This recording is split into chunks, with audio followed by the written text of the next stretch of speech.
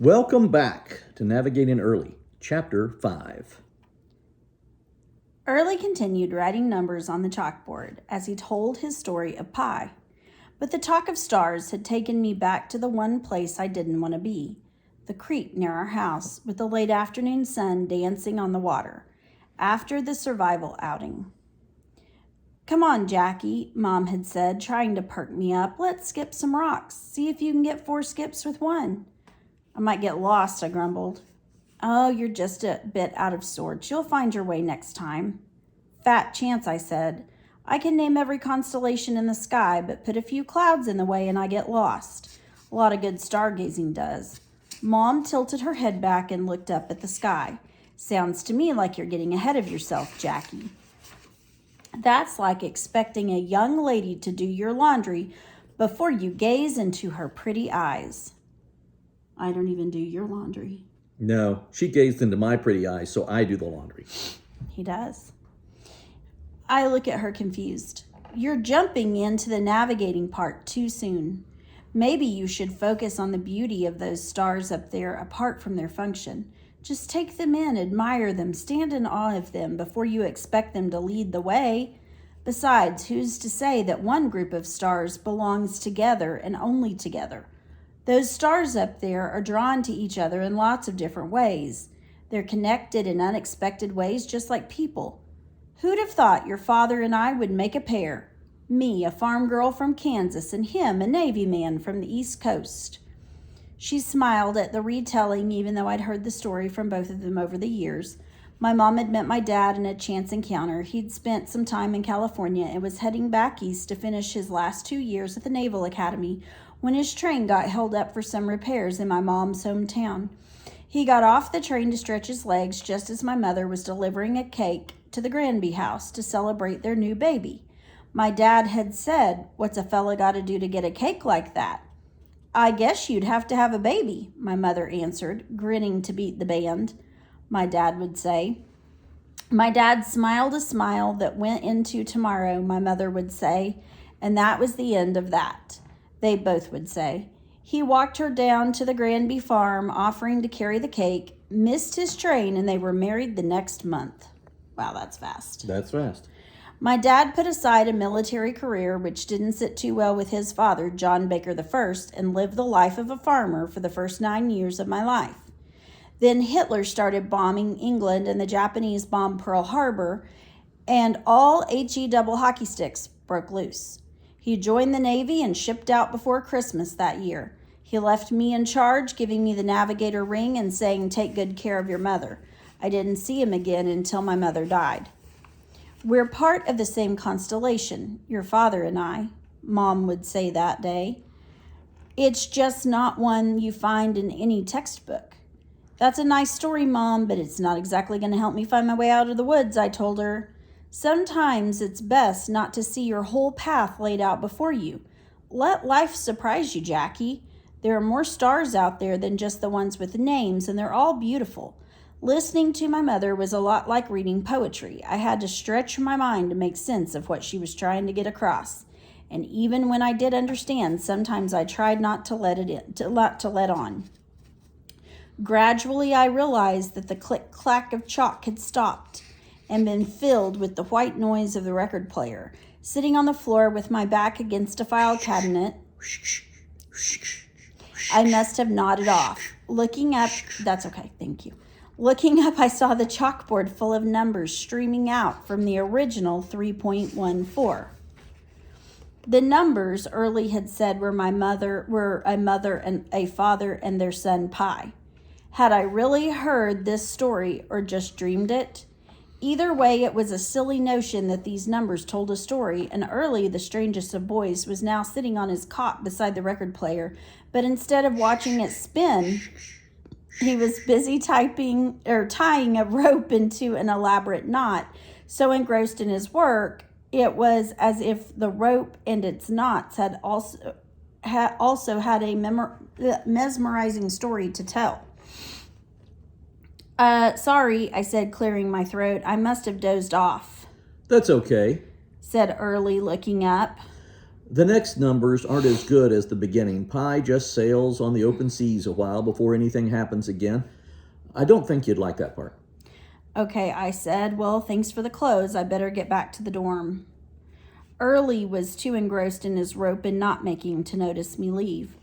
I didn't see Early for a week. Not that I went looking for him. My mother would not be happy about that. She had a knack for pairing me up with every misfit and newcomer. Jack would love to have you come over to play, she'd say, without having heard any such thing from me. For my 10th birthday party, she said I could invite 6 boys to the bowling alley, but there ended up being 7 because Melvin Trumbolt had just moved to town and supposedly didn't know a soul.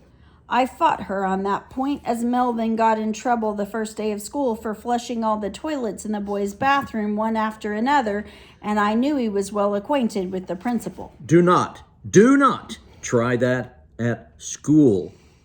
Oh, yeah. Or Mr. Moore will be on you faster than you can say, lickety-split.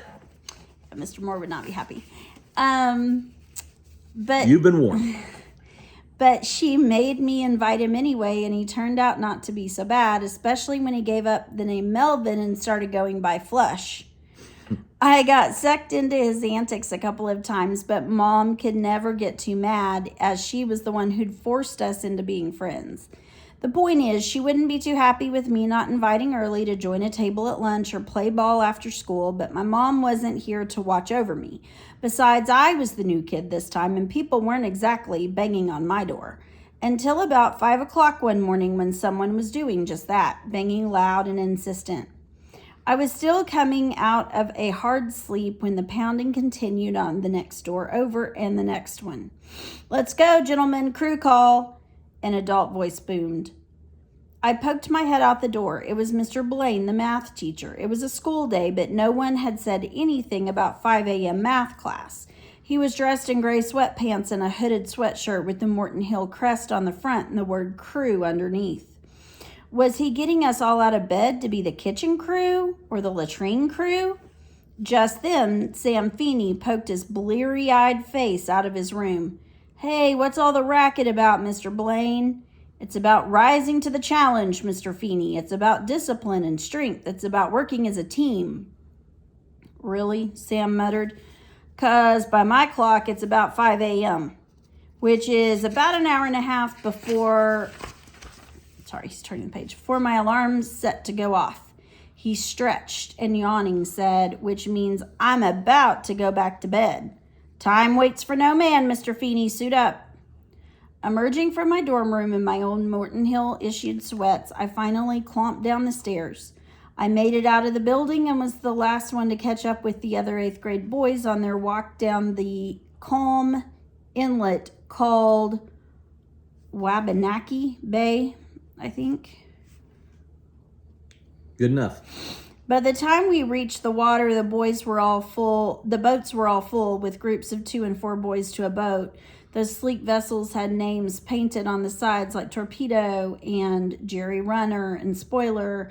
By the time I set foot on the swaying dock, the only boat left was a weather-beaten vessel named the Sweetie Pie.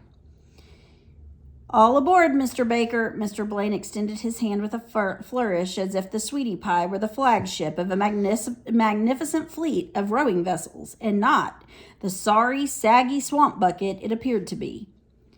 "This is my boat?" I asked. "Yeah, I know she looks a bit rough around the edges, but she's yar," he said before moving on down the dock. "Yar," I repeated. I stared at the boat with its 2 seats. My face must have screamed confusion. "Don't you know anything?" Robbie Dean asked. "Your boat's a double, which means it's for 2 people, but you're the last one here, so you'll have to row it as a single." He took up the rowing position in his boat, which was sleeker and obviously designed for just 1 person. "But what does yar mean?" I asked. "Quick to maneuver, easy to handle." "Quick to maneuver, easy to handle," I repeated. "Got it." "Now remember, this isn't a race," said Mr. Blaine. "We're just trying to get our legs pumping. So let's get you out and see what you've got to work with." I mean, he's from Kansas, so I can't imagine. He's Not too many been rowing crews in Kansas, at least Yeah. not at this date. Did you see what one of the boats was called? The Jerry Runner. Yeah, that's what they called the Germans back at the beginning of World War II, the Jerrys. That's I what the didn't know that. British called them. Didn't know that. Okay. One by one, that's why it's nice to have an old guy around sometimes. One by one, the boats were pushed away from the dock. Love you. History. It's important. Learn it. Most were two-man boats. Robbie Dean and Sam shoved away from the dock in the Jerry Runner, while Preston Townsend occupied the only other single, the spoiler. I watched as they glided through the water straight as arrows, their bodies moving forward and backward, legs pushing, arms pulling in one fluid motion. Mr. Baker, let's see how you fare. You know how to row, don't you? Sure, I said. It can't be that hard, I thought. My arms and legs were strong from swimming and bike riding, even though I hadn't done much of either after everything with my mom. I eased myself aboard and tried to position myself in the seat, hoping to catch up with the other boats. Quit messing around, Baker, hollered Mr. Blaine. Turn around and get moving. Turn around? I looked up, expecting Mr. Blaine to yank me out of the water and put me in the beginner's rowing class with the sixth graders, but he was studying his clipboard and seemed to mistake my bumbling for messing around. I guess I had told him that I know how to row, but I didn't think he believed me. Another boy rolled his eyes. You don't face forward. See how we're rowing? You face backward. Backward?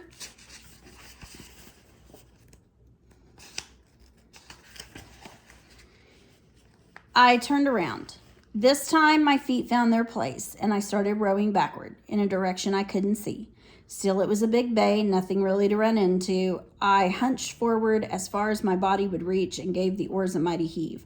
My mom always said I was as strong as an ox, and an ox had to be stronger than anything they had around here, like lobster or shrimp. I'll be fine, I told myself. My heart began pounding, and for the first few strokes I felt the thrill of gliding through the water until I realized I was veering off course. I tried pulling a little harder with the left oar and veered off course even more. Must be the right oar. I tugged and pulled.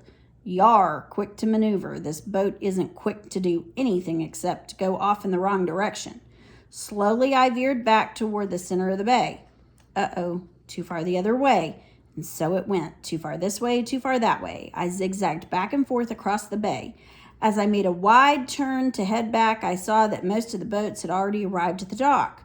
Well, I could still make a strong finish. There's no shame in coming in last as long as your head's up and your tail's not between your legs. 3 guesses who said that. Who said that? I'm assuming his mother. His mother. That's why you should listen to your mother. I had the dock in sight as much as it could be as I strained to look over my left shoulder. The other boats were already out of the water. That was maybe a 20-minute row for the other boys was taking me twice as long. The rowers stood on the dock watching me make my approach. My shoulders and back ached and my legs shook violently each time they crunched forward and pushed back. Even my hands were clenched so tight on the oars that I didn't think I'd be able to pry them off, but I would finish and it would be over. I was already rehearsing my finishing line. It took me a while to figure her out, but she sure is yar. Finally, I pulled the sweetie pie along the dock with a scraping noise that sounded like a cat on a midnight prowl. Preston, Sam, Robbie Dean, and the others all watched with pain grimaces on their face, waiting for the boat and the noise to come to a stop. I stood up and felt the evil sweetie pie pitch left, then right, and before I could say Jack Tar, I was upended in Wabanaki Bay. I'll bet that's cold. There were a few chuckles and shaking of heads as the boys lifted the remaining boats onto their shoulders and headed to the boathouse. Took my time getting out of the water as I was not eager to catch up. Mr. Blaine extended his hand and gave me a lift. It's all right, Baker. I guess you're not as experienced at rowing as you let on. We'll work on it for next time. Next time? That's just what Coach Baynard had said after the incident in the pool. That's what Mom had said about my next survival outing. How many next times would there have to be? Here, help me get her out of the water, said Mr. Blaine. I lifted the boat, but wasn't sure how much I helped. I'm sure one of the boys will help you carry her to the boathouse. I've got a faculty meeting in a few minutes. He patted me on the back. You'll get the hang of it next time. See you in math class, Baker. Mr. Blaine walked briskly up the dock. Yes, sir, I said, glad to be left alone. I stood dripping and shaking like one of our old barn cats, glaring at the source of my content, the sweetie pie. I gave her a swift kick and toppled her onto her craggy side. Yep, she sure is yar, if by yar you mean wobbly, easily tipped, and likely to throw you in the drink.